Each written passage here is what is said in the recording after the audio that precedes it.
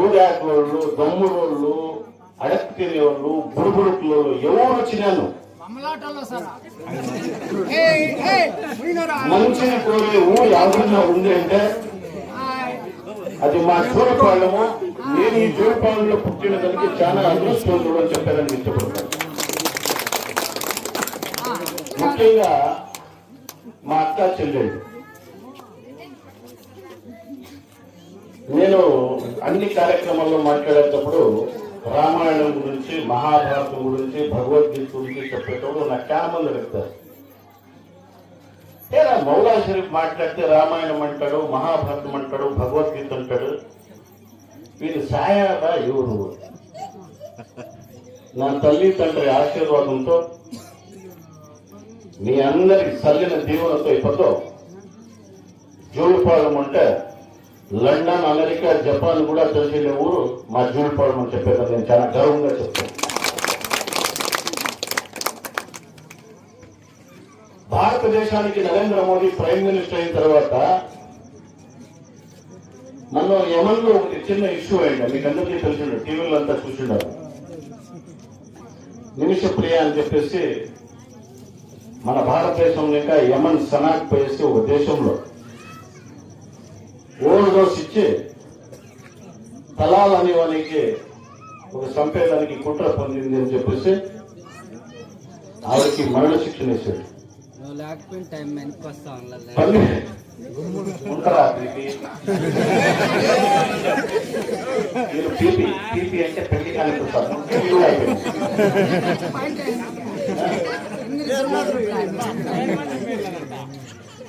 నేను 12వ తారీఖు 10 నెలల ముందు నా తమ్ముడు మీ అందరి చల్లని దీవంతో గ్రామ పంచాయతీ రెండు గ్రామ పంచాయతీ అధ్యక్షులుగా ఉండాలి. ఇలా అదృష్టం ఉంటుంది.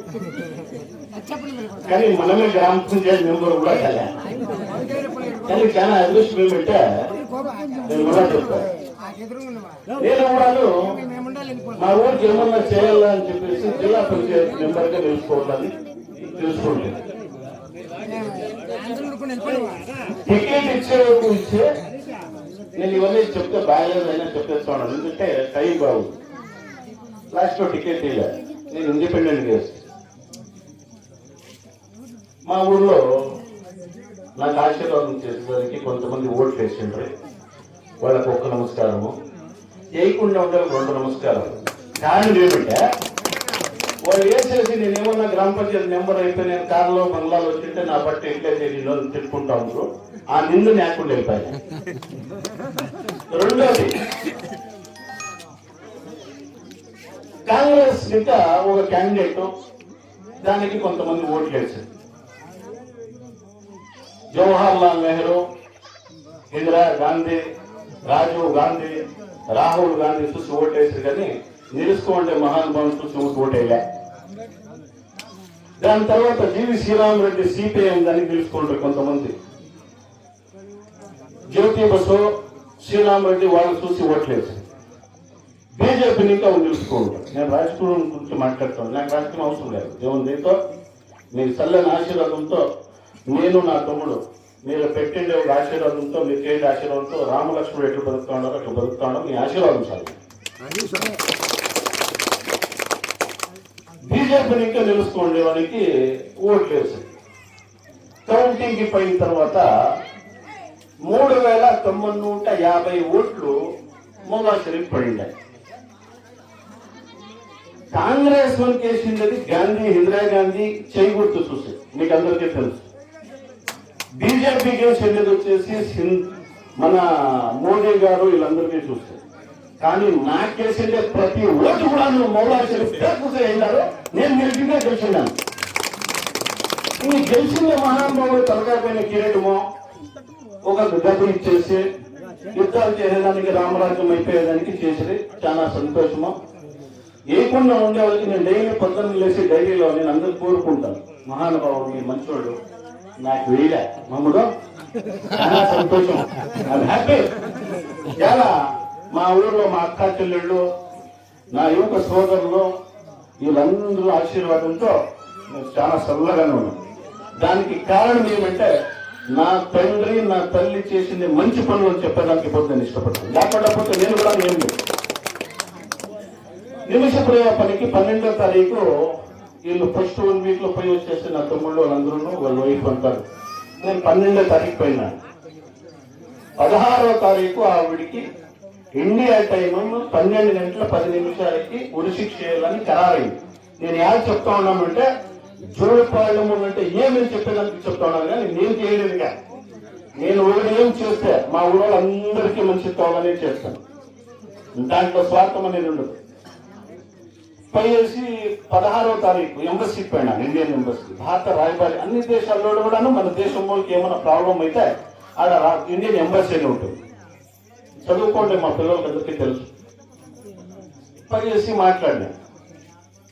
భారతదేశానికి 4 మాటలు పైండేవాళ్ళు డెలిగేషన్ పోయేది. ఆ హిట్ట నోట్లో రూమ్ వేసేది, 90 అయ్యేది, ఫోన్ కూడా వచ్చేది. 4.5 కోటి ఖర్చు చూపించున్నారు. ₹1. ఎవరి ఇంట్లో ఏమన్నా ప్రాబ్లం అయితే వాళ్ళ ఇంట్లోకి మాట్లాడాలి, కానీ నువ్వు పోయేసి పోలీసులకి జైలుకి మాట్లాడితే కలే.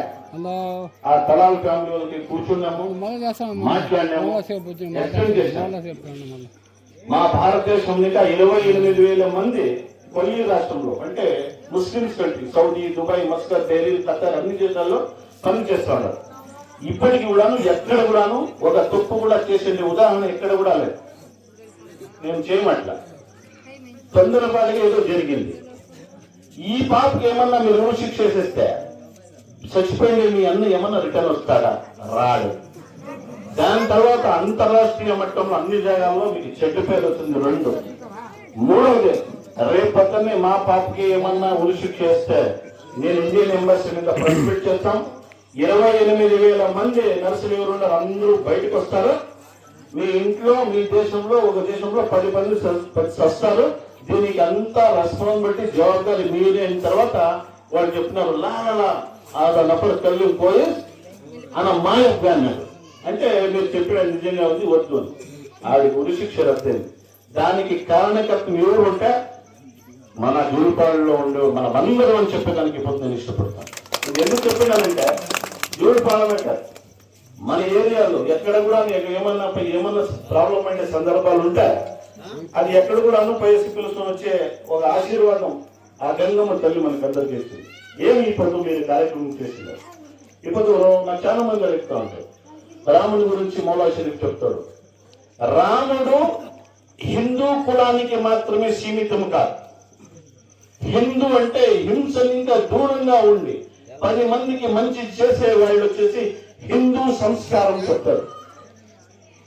ఋగ్వేదం, అథర్వ వేదం, సామవేదం, యజుర్వేదం, ఈ వేదాలు, ఉపనిషత్తులు అన్ని నేను చదివిన తర్వాత, నేను టుమ్కూరులో మన స్వామీజీ హోమ్ మినిస్టర్ కూడా ఉండే, పరమేశ్వర్ సోమಣ್ಣ ಕೂಡ ఉంటాడు, చెప్తా ఉంటాడు. మా ಮೌಲಾ ಶರೀಫ್ ಅವರು ಏನಾದರೂ ಮಾತಾಡಿದ್ರೆ ಒಂದು ರಾಮಾಯಣ ಕೇಳದಂಗಿರುತ್ತೆ. ರಾಮಾಯಣಂ ರಾసిన వాల్మీకి మహర్షి మా ఊరు, మహాభారతాన్ని బయటకి తెచ్చి చూపించిన వ్యాస మహర్షి మా ఊరు.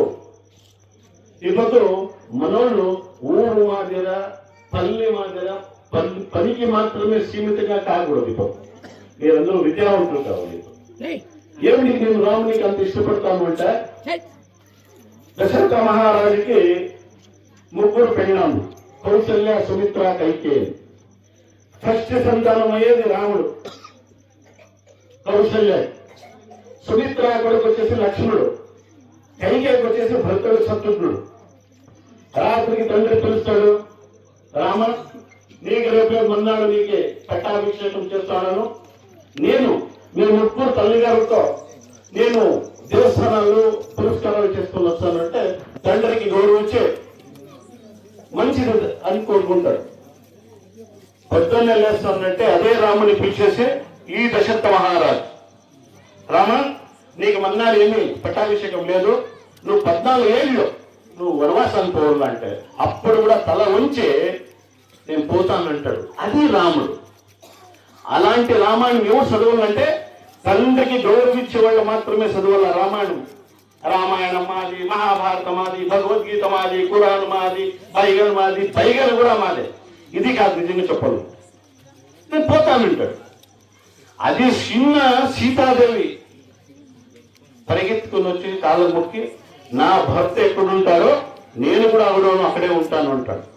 కానీ ఈ కాలంలో నీకు ఎమ్మెల్యే చేస్తానని చెప్పేసి రేపొద్దున వనవాసం పోవాలని ఏమన్నా చెప్తే నా మొగుడు ఏడిపోవాలా ఆయమ్మ మొగుడిని పంపించు అంటా ఉండే కోడళ్ళు కూడా నేను చూస్తున్నాను. అది మామకి ఇస్తా ఉండే గౌరవం. అది చూసిన తమ్ముడు ఎవరు లక్ష్మణుడు, సొంత తమ్ముడు కాదు, నేను కూడా లాయర్ పని చేస్తాను. 3 అడుగులకి 3 కోట్లు ఖర్చు చేసుకున్నాడు మండ్యాలో. వచ్చిండేటప్పుడంతా దుడ్లు ఇచ్చిపోతారు. నాకేం ₹1,00,000 అన్నా వానికి 3 అడుగులు మాత్రం పెడకూడదు అన్నా, ఇంకా కోర్టు కానీ ఉంటాడు. కానీ మరి కొనుక్కుంటే 20 లక్షలు. అలాంటి అన్న తమ్ముడు ఉండే ఈ కాలంలో లక్ష్మణుడు పరిగెత్తి వచ్చేసి తండ్రి కాలుపైన పడి చెప్తాడు, మా అన్న ఎక్కడుంటే నేను అక్కడే పోతాను. అది రామాయణం. రాముని వచ్చి తలకాయ పని పెట్టుకుని నేను ప్రమాణం కోరుకుంటారు, అది కాదు రామాయణం. ఇది నిజమైన రామాయణం. అది చూసిన తర్వాత వీళ్ళు ముగ్గురు బయలుదేరుతారు. రామరాజ్యం గురించి చాలా మంది చెప్తూ ఉంటారు. నాకు కూడా మొన్న టీవీలో ఒకటి తలకాయ పైన చుట్టూ బాగా గండిగా ఉండే ఒక స్వామి తిరిగింది. రామాయణం గురించి చెప్తూ ఉన్నాడు. నేను కూడా ఊరికి కూర్చో ఉంటే మా కూడా వాడు ఏమనుకున్నాడంటే నేను సాయాబు రామాయణం గురించి తెలియదు అనుకుంటాడు. కానీ ఈయనకి తెలియదు, నేను రామాయణం 9 మాటలు బాగా చదివినాను.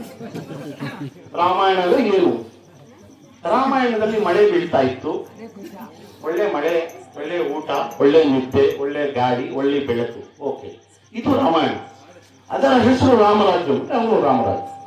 నేను మళ్ళీ టీవీ అని చూడు, నేను మాట్లాడేటప్పుడు ఆ స్వామి దొన్ని స్వామి మాట్లాడు. ఆ స్వామికి ఏమన్నా మాట్లాడితే మాట్లాడచ్చు, కడుపు బాగా పెద్దగా ఉంది, ఇంకా మాటలు లోపలే ఉంటాయి. మాట్లాడి నేను మాట్లాడేటప్పుడు మళ్ళీ మాట్లాడకూడదు స్వామి చెప్పేసి మళ్ళీ గాలి ఏదైతే చెప్తా ఉండే. ఓకే, మళ్ళీ నాకు ఇచ్చి నీవే నేను తిరుమల ఆచరిస్తాను. రామాయణంలో దశరథ మహారాజుకి మాటకి గౌరవం ఇచ్చిన రాముడు, సీత, లక్ష్మణుడు అందరూ పోయేటప్పుడు అయోధ్య నగరంలో 45,000 మంది కుల మతాలకు అతీతంగా, ఇంక్లూడింగ్ శబరి అంటే దళిత మహిళ, ఆవిడిచ్చింది పండుతో రాముడు బతికిన ఇతిహాసం భారతదేశంలో. అదే దళితులు అంటే. మళ్ళా చెప్తాను దాని గురించి. అందరూ పోతారు. అడవి దగ్గరికి పోయేసే రాముడు వనవాసం పోతాడు. దాంట్లో ఇట్లా ఏజ్ అయింది బయటకు వచ్చి చెప్పినట్ట లక్ష్మణ్ అవును పెళ్ళి కరెక్ట్. ఇప్పుడు రాముడు వనవాసం పోతాడు. రామునికి సంసారం జీవితం లేదు, పిల్లలు కాదు. దానికోసము 14 సంవత్సరాలు రాముడు, సీత, లక్ష్మణుడు బయటికి వచ్చే వరకు మాకు ఎవరికి పిల్లలు కాకూడదు, మేము ఎవరు సంసారాలు చేయకూడదు అని పనుకొని అయోధ్య నగరంలో రాముడు వచ్చే వరకు కాసిందే. దాన్ని పేరు రామరాజ్యం. కానీ ఇక్కడ మన దేశంలో కొంతమంది పెళ్ళాములు లేదు. ఇంకా రామరాజ్యం కావాలంటే అందరూ విడిచారు అంటే మా ప్రశాంత్ గారు మాత్రం విడిచారు. ఏరా కొడుకుంటున్నాడు. అది రామరాజ్యం, అది రామాయణం. మహాభారతంలో కృష్ణుడు దేవుడు. నీకేమీ వేదాలు లేదు కదా. కృష్ణుడు దేవుడు. మహాభారతాన్ని యుద్ధాన్ని నడిపిస్తున్నాడు. కురుక్షేత్రం. నాకు చాలా మంది చెప్తూ ఉంటారు, మీ దేశంలో కురుక్షేత్రం బాగా జరిగింది. నేను అపవిత్రంగా జరిగే కురుక్షేత్రం మన భారతదేశంలో ఉంటాను. నువ్వు ఎలా అంటావు? చూడే, పంచ పాండవులు కౌరవులు యుద్ధం చేస్తూ ఉంటే భీముడు యావదే కారణానికి కూడా దుర్యోధను సోలించలే కైలాలని చెప్పేసి కుతంత్ర బుద్ధితో పంపించే 7 గంటల తర్వాత మహాభారతంలో కురుక్షేత్రాన్ని అపవిత్రంగా చేపించే ఆ గాంధారి శాపానికి అక్కడే సచ్చిన దేవుణ్ణి సూచించే దేశము, దాని పేరే కురుక్షేత్రము అని చెప్పేదాన్ని ప్రతిష్టపడు.